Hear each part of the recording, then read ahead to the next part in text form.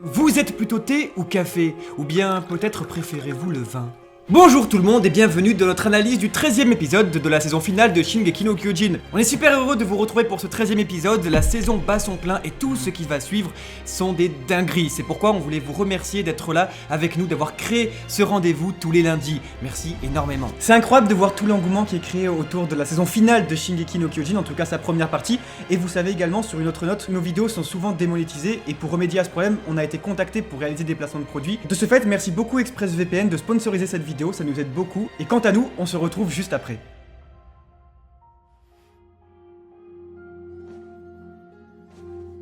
Voilà la question qu'avait posée Erwin. Comment faire pour regarder SNK sur Netflix alors qu'il manque la moitié des épisodes? Au début, je m'étais moqué de lui. Mais maintenant, c'est en utilisant ExpressVPN que je peux enfin voir les abdos d'Eren Yeager sur Netflix. Et oui, ExpressVPN, c'est une application qui permet au bataillon d'exploration de découvrir le monde en surfant sur le web de manière totalement libre et protégée. Parce que vous n'êtes pas la proie mais le chasseur, brisez ces murs et profitez de n'importe quel service de streaming ou téléchargement dans le monde sans vous faire choper par les brigades spéciales. Disponible sur Windows, Mac, Android, iOS, comme Rainer et Bertolt. N'attendez plus, faites-le là, maintenant, tout de suite, en téléchargeant ExpressVPN via le lien dans la description pour profiter de 3 mois gratuits sur un abonnement de 12 mois. Si tu veux protéger Armin, Mikasa et toutes tes données, utilise ExpressVPN, Grisha. C'est le seul moyen de rendre à Internet sa grandeur. Parce que cette histoire, c'est toi qui l'as engendrée, va la terminer sur Netflix Japon. Il y a toutes les saisons, il y a aussi tout One Piece si tu veux, histoire de voir Luffy devenir le roi des pirates. Hein? Mais c'est qui Luffy? Bonne question. À qui peuvent bien appartenir ces souvenirs?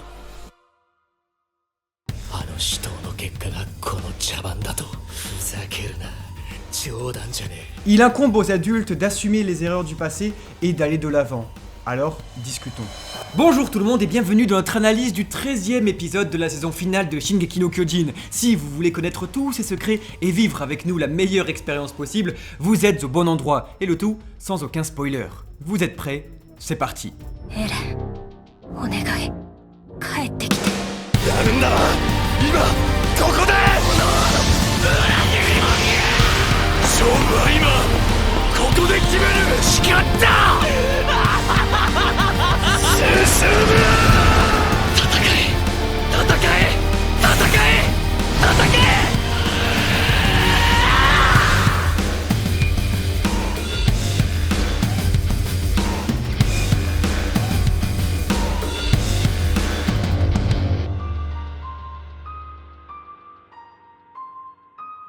Hanji-san, そのガキの口をゆすいでやってくれ。あのワインが入っちまった。え？もう手遅れだと思うけど。あのワインには何が入っていたの？多分ジークの脊髄液だ。L'enfant prodige, un nom attribué par les autorités mares au jeune garçon qui, après avoir réduit à néant ou presque les révolutionnaires des camps, se voit doué de dons hors du commun. En effet, dernier descendant de la branche royale abandonnée sur Mars par son ancêtre Karl Fritz, Sig Yeager dispose de capacités uniques conférées par son sang royal.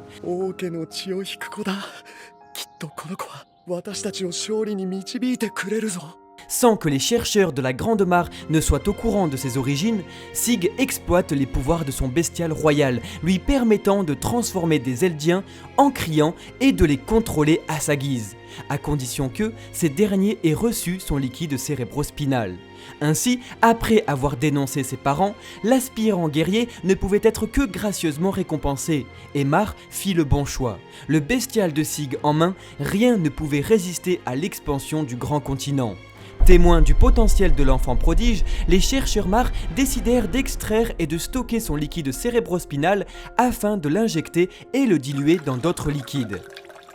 À leur grande surprise, les Eldiens des camps utilisés comme cobayes ne montrent aucun effet secondaire après ingurgitation. Un atout de taille remarquable qui permettra à Mar de placer des Eldiens au Moyen-Orient et de les transformer simultanément grâce aux cris de Sig. Les pauvres âmes ne pouvaient se douter de rien.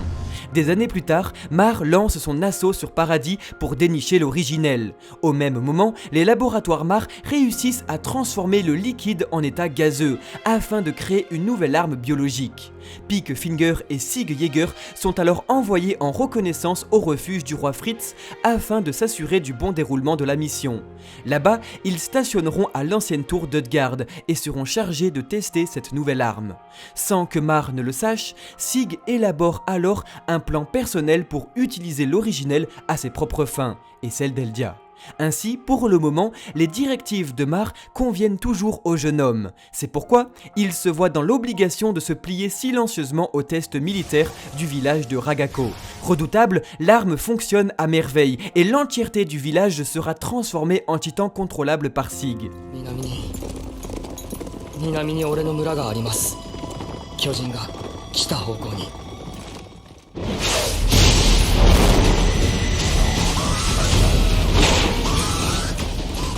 なぜだ巨人が一斉に。早い、追いつかれる。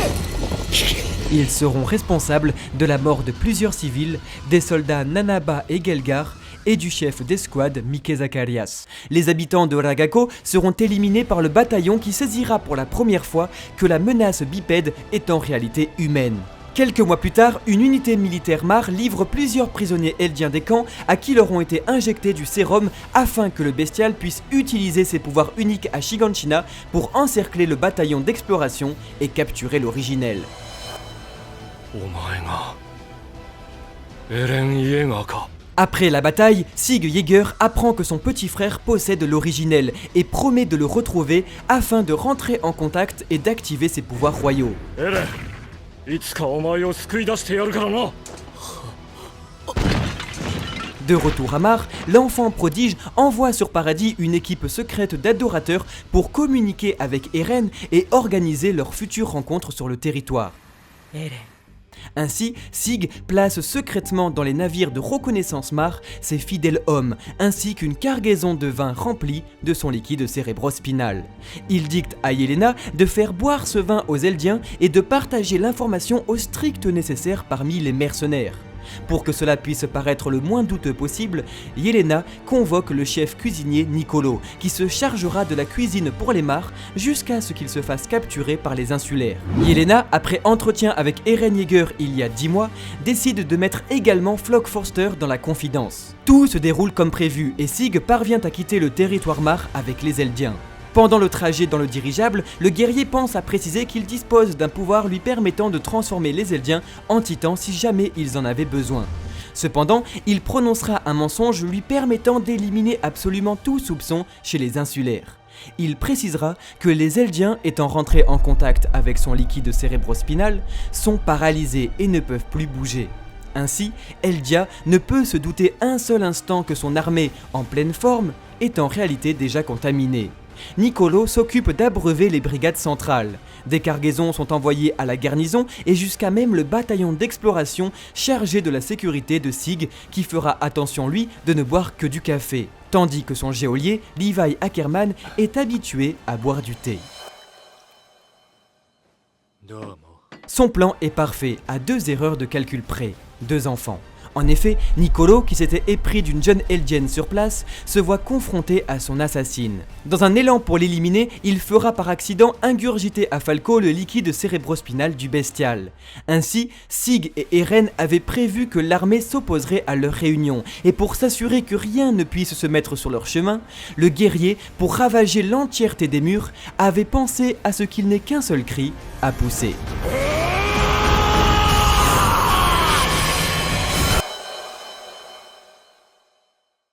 ポットは冷めきって地面に闘具が散乱していました。紅茶のようなものを飲んでいたようです。いい匂い。何の飲み物だ。 Nous vous en parlions précédemment, Hajime Isayama synthétisera le conflit entre Eldia et Mar par des boissons, par le thé d'un côté et le café de l'autre. 汚れた悪魔の汚らわしい島へようこそ。もてなしてやるよ。豚のしょんべんでよろしければな。 Et ici, on peut retrouver ces boissons qui se parlent dans la forêt des arbres géants, avec d'un côté Levi Ackerman et de l'autre Sig Jäger. Un dialogue très intéressant qui va dévoiler énormément de choses. お前モテねえだろう。勝手に人の気持ちを分かった気になるなよ。わかるさ。モテたことくらいある。 Pour commencer, il y a quelque chose qui n'a pas dû vous échapper, c'est la réflexion de Sig à Levi compte tenu de sa cote de popularité. Une réflexion très pertinente puisque adressée par un personnage extrêmement charismatique, un véritable gourou, adressée à un personnage très grincheux, bougon. 全然なってない。すべてやり直せ。 Cependant, vous étiez là au début et vous vous souvenez que ce personnage-là avait la cote vis-à-vis de son escouade et puis particulièrement de Petra, une de ses soldates qui s'était finalement éprise de son caporal, comptant même jusqu'à l'épouser. 娘が世話になってます。娘に見つかる前に話していことが。娘が手紙をよこしましてね。あなたに全てを捧げるつもりだとか。まあ父親としてはですね。 Mais le plus amusant est le clin d'œil réalisé au sondage de popularité japonais, puisqu'en effet, Levi explique à Sig, en utilisant le passé, qu'il avait la cote. Et en effet, Levi a toujours été numéro 1 lors des sondages de popularité japonais, devant même le personnage principal de son shonen, ce qui est très cocasse. Cependant, lors du troisième et dernier sondage de popularité au Japon, Levi s'est fait détrôner par son major, ce qui fit beaucoup de bruit. Alors le mangaka décida de s'en amuser en le faisant prononcer par le premier concerné. Ah,そうかい。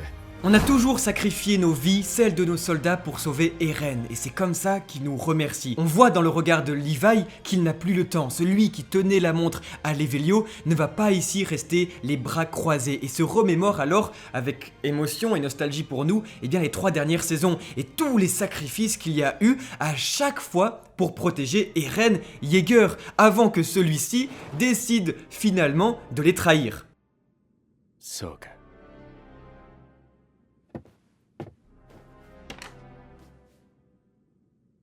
エルヴィン、お前の判断を信じよう。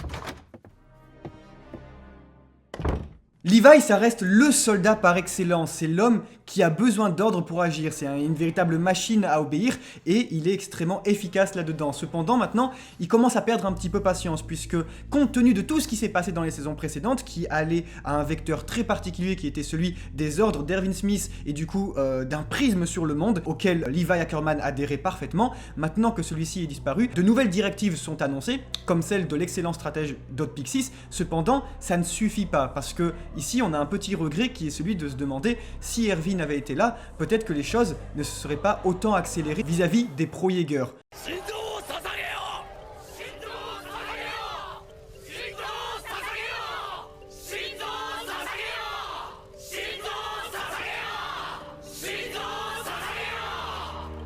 Alors imaginez la déception du soldat lorsqu'il apprend que Pixis, dans toute sa stratégie, n'arrive que finalement à gagner du temps. Ce n'est ni bon ni mauvais, mais lui qui avait tout le temps été habitué à avoir juste Erwin Smith qui vient toquer à sa porte et qui dit 23h30 ce soir, prépare-toi, tu prends un cheval, et on fait un énième pari, et ben ici, il se dit, ces conneries ont suffisamment duré.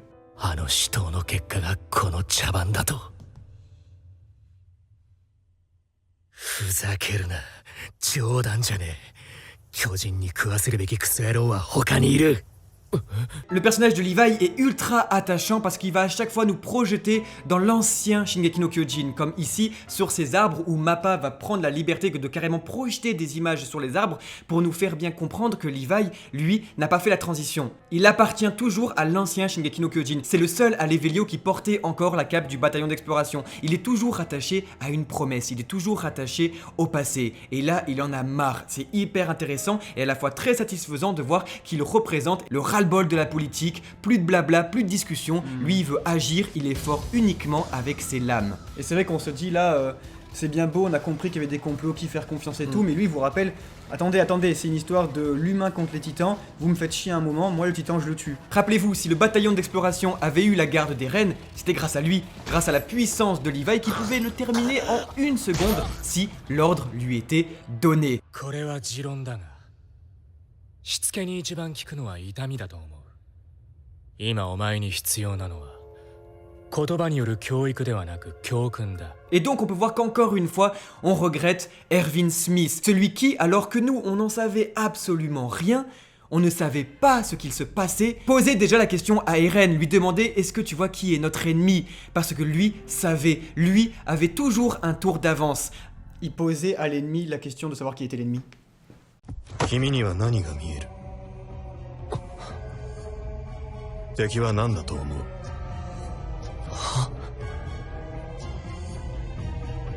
すまない。変なことを聞いたな。 Il est très frustrant et à la fois très beau de se rendre compte que le seul homme qui pouvait vraiment faire barrière à Eren et son charisme, eh bien c'était Erwin Smith et son charisme. Parce que s'il y en avait un qui était capable de faire des paris, s'il y en avait un qui pouvait carrément voir dans le futur et anticiper les choses, c'était bien le grand blond terrible Erwin. Et pour arrêter Eren, il faut croire que anticiper les choses comme lui le fait avec les pro-Jaeger est le minimum syndical. De toute manière, tout le long du manga, Eren a été pro-Erwin, et puis dès qu'Erwin n'était plus là, il y a des pro-Jaeger. ハンジさん、そのガキの口をゆすいでやってくれ。あのワインが入っちまった。え？もう手遅れだと思うけど。あのワインには何が入っていたの？多分ジークの脊髄液だ。 On notera que pour l'annonce du vin, Mappa a réalisé quelque chose de super chouette, c'était l'approche du leitmotiv de Sea Jaeger finalement, Ape Titan, qui apparaît depuis le premier épisode de la saison 2 et que j'ai trouvé vraiment trop efficace parce que qu'on lise le manga ou qu'on soit uniquement très sensible un petit peu à toute la musique que nous délivre Sawano, et ben du coup, quand la question nous est posée qu'est-ce qu'il y a dans ce vin et qu'on commence à entendre Ape Titan, j'ai trouvé ça vraiment formidable, on se dit merde c'est un coup de sig avant même que ça nous l'ait dit dans les dialogues.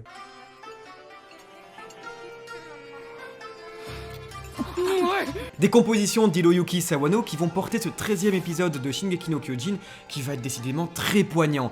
La scène du restaurant a été parfaitement réalisée par Mappa et c'est très intéressant et très nostalgique d'entendre les premières compositions de Sawano joyeuses pour l'attaque des titans qui va rappeler la 104e brigade quand ici on voit tout le monde qui mange, c'est joyeux et on se dit qu'on est dans l'attaque des titans et on sait très bien que ça ne va pas durer longtemps. L'épisode 13 est remarquable parce que on estime que là où brille le plus l'attaque des titans, c'est lorsque son intimité projette des notes de tragédie et ça passe beaucoup par la musique qu'accompagnait depuis toujours Shingeki no Kyojin. Une scène avec des émotions palpables, c'est très émouvant, qui va donc être soutenue, comme on vient de le dire, de 1 par les compositions et de 2 par les seiyuu, par les comédiens de doublage. Quel magnifique métier ici que de porter à l'écran toutes les émotions de Hajime Isayama. En effet, on ne présente plus Yuki Kaji, Eren, ni Hiroshi Kamiya, Levi. Ici, vous pouvez dire bonjour à Anawa Eiji, Nicolo, Kensho Ono, Flock et Sakura Ayane,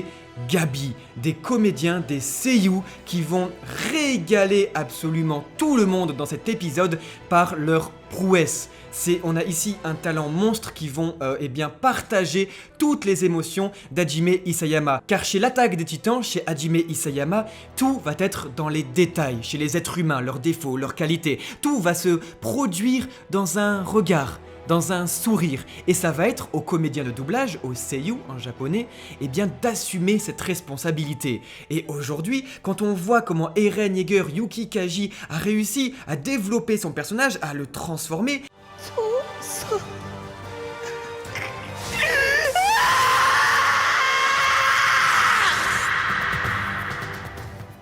on voit qu'en fait tout cela s'élargit à la saison, au casting 5 étoiles de cette saison et depuis le début, c'est incroyable. On peut être que très reconnaissant d'avoir vraiment des comédiens de doublage qui donnent la vie à ces personnages.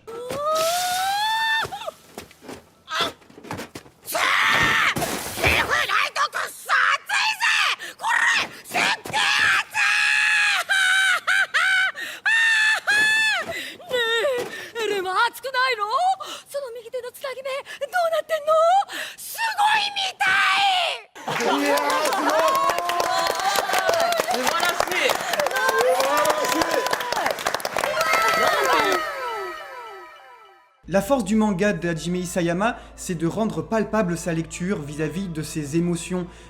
vraiment le coup de crayon numéro 1 de ce mangaka, ça va être celui des yeux, celui des bouches, celui des pupilles dilatées, des cernes, de toutes ces petites différences qui font que les personnages ne sont pas soit séduisants, soit pas très charismatiques, mais souvent très apeurés, souvent choqués par tout ce que dégage ce monde. Pour savoir si un épisode de l'Attaque des Titans est réussi, et ben c'est lorsque ce chara-design va être retranscrit, lorsqu'on va avoir envie aussi de toucher son écran et de se dire putain, ils sont vraiment très vivants. Et ben dans cet épisode là, c'était très très bien réussi.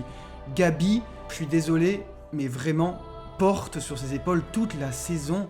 Mais genre, c'est un livre audio, c'est incroyable, la puissance que dégage cette gosse, c'est incroyable et c'est exactement tout ce qu'on entendait dans le manga. C'est super important de voir que si cette saison pouvait être résumée à une seule chose, c'est pas les titans qui se battent, c'est l'apprentissage de Gabi Brown tout au fil de cette saison. C'est fantastique et c'est ici la toute première instance qui, vous verrez, aura de longues implications tout au fil du manga, de Gabi Brown qui comprend que le monde n'est ni blanc ni noir.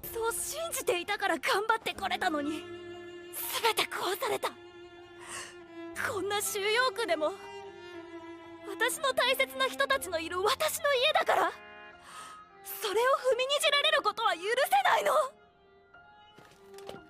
Voici exprimé totalement sur le papier comme à l'écran la dissonance cognitive de Gabi Brown qui va comprendre petit à petit que la réalité du monde n'est pas la sienne en fait et que parmi tous les personnages, tous ces êtres humains qui se retrouvent aujourd'hui dans ce huis clos très cinématographique, dans cette petite salle à manger, c'est elle la plus dangereuse, c'est elle la plus méchante, la plus terrible, portée par son éducation, par son entraînement, sa haine, sa colère et surtout son ignorance. Et il est très beau de voir donc toute cette dissonance cognitive résumée en une seule phrase.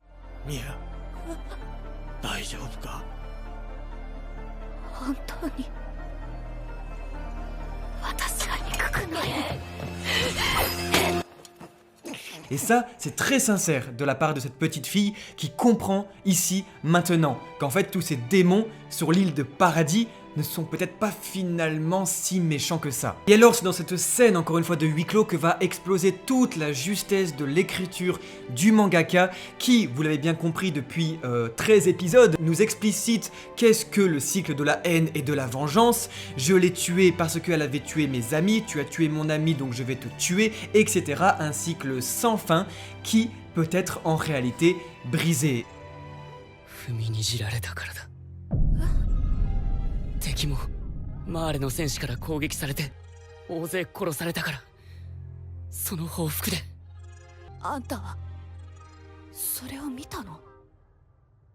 いや、見てない。私も見てない。 Qu'il est difficile pour Gabi d'être face à ses propres paroles lorsqu'elle disait à Falco il y a quelques épisodes de cela qu'elle se fichait de savoir quand est-ce que tout cela avait commencé puisque elle n'y était pas. Et alors elle, pourtant maintenant, se retrouve de l'autre côté et tend à expliquer que elle était là et qu'elle avait tout vu et Nicolo lui répond « Mais je me fous de savoir quand est-ce que ça a commencé ». Alors Hajime Isayama nous montre comment briser ce cycle de la haine et de la vengeance. C'est quand on a le couteau en main, quand on a le pouvoir de frapper, de faire mal, eh bien, il faut le déposer, s'arrêter et tendre la main à celui qui nous a fait du mal avant. C'est dans ce moment ultime de frustration que peut être créée la paix.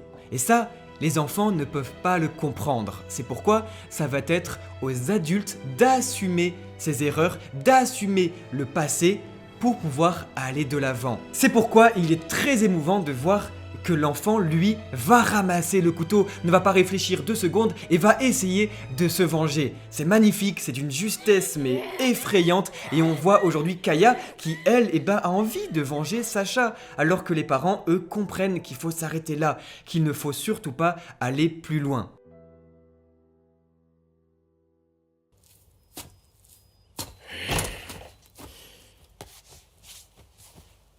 Sacha, お前はこの世界がどうなってるか考えたことはあるんか? Intervient alors la magnifique métaphore de la forêt entourée d'une terrible jungle. Si Sacha est morte, c'est parce qu'elle a quitté cette forêt qui lui était si chère, pour aller faire la guerre, pour brandir le couteau, ne plus être la proie mais le chasseur, et prendre le risque de se perdre dans la jungle. Et alors forcément, il y en a un d'enfant qu'on connaît très bien, qui lui manipule très bien les couteaux lorsqu'il avait 8 ans, et qui aujourd'hui, cette idéologie ne la partage toujours pas. C'est toujours ce grand enfant, Eren Yeager, qui, lorsqu'il a le couteau, ne va pas le déposer, va l'utiliser, va se transformer et va créer un véritable carnage. Vous avez vu qu'Isayama vous donne plein de petites leçons de vie. Maintenant, vous avez 3 possibilités. Soit vous prenez le couteau et vous attaquez, avec les conséquences que le cycle continuera éternellement, soit vous déposez le couteau et vous comprenez, vous étudiez ce qui s'est passé avant, vous le dites à ce qui va se passer après, comme ça au moins tout s'arrête, ou 3, comme le roi Fritz, vous éliminez ce qui s'est passé avant pour construire quelque chose de tout nouveau après, en ayant le risque que tout ce qui s'est passé avant puisse éclater à un moment donné. Et on voit bien que parmi ces 3 solutions, il n'y en a qu'une qui est viable. C'est celle de déposer le couteau, de ne surtout pas lobotomiser son peuple et de ne surtout pas attaquer les autres. Et ici, on voit l'importance que donne Hajime Isayama au devoir de mémoire. Il faut pardonner, mais ne surtout pas oublier. Il ne faut surtout pas répéter les erreurs passées, il faut en avoir conscience pour mieux aller de l'avant. Et c'est ce que nous disait Sig à Shinganshina.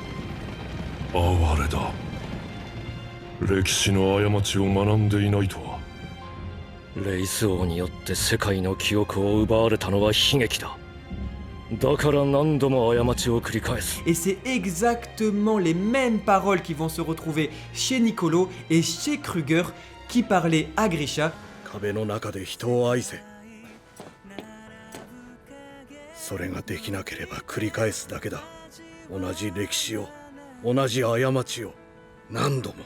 Encore et encore. Et alors, si Gabi aujourd'hui, elle qui était plongée dans un monde de violence et de récidive, voit pour la toute première fois des adultes qui essayent de faire la paix, et si elle voit ça, elle, cet enfant, bah peut-être que plus grande, elle essaiera de faire de même. Et alors que c'était invisible sur long terme, on ne peut que comprendre maintenant l'évolution et l'écriture d'Eren Yeager, qui lui, enfant, n'a pas eu ce spectacle-là. Il n'a pas vu les gens poser le couteau. Tout ce qu'il a vu, au contraire, c'était les gens le brandir. Plongé dans la guerre, il a vu sa mère se faire tuer. Finalement, les exemples donnés aux enfants vont permettre de les forger plus tard. Et Eren, lorsqu'il était petit, lui, c'est pas du tout le genre d'exemple qu'il a vu. Alors les 2 personnages qui se ressemblent beaucoup, finalement, dans leur éducation, divergent. Et 2 chemins vont être empruntés. On croise les doigts pour que Gabi puisse créer un meilleur lendemain, tandis qu'Eren Yeager, lui, va devoir créer le sien, parce qu'il a été témoin des horreurs de ce monde, et alors, lui, quand il a le couteau, il ne peut que s'en servir. Alors il arrive et puis un peu comme la police municipale, il va demander les cartes d'identité de tout le monde là. C'était une entrée extrêmement bien réalisée de ma part puisque dans le manga, de la même manière, ici on a un copier-coller mais très efficace, sans un mot, il arrive. Et ça, c'est toujours cette approche très onirique de Isayama où on a l'impression que ce qui se passe ne se déroule pas vraiment. Alors que non, le personnage d'Eren Yeager venait bel et bien de pénétrer la pièce. Et ça, c'est toujours super bien amené et la réalisation de l'animé l'a sublimé. Il est donc temps d'avoir une petite discussion. Et d'ailleurs, sachez que si vous ne vous abonnez pas à la chaîne tout de suite, là, maintenant, Ima Kokode, eh bien, Floch et Eren viendront chez vous pour avoir aussi une petite discussion. Donc abonnez-vous à la chaîne, ça nous encourage beaucoup, merci. La véritable finale de cette première partie arrive dès la semaine prochaine et ça va être vraiment une gigantesque folie. Les choses vont s'accélérer et vous comprendrez qu'il n'y a plus de retour possible pour l'attaque des titans. La chute en enfer va véritablement commencer. C'est ce qu'on appelle une véritable sauvagerie.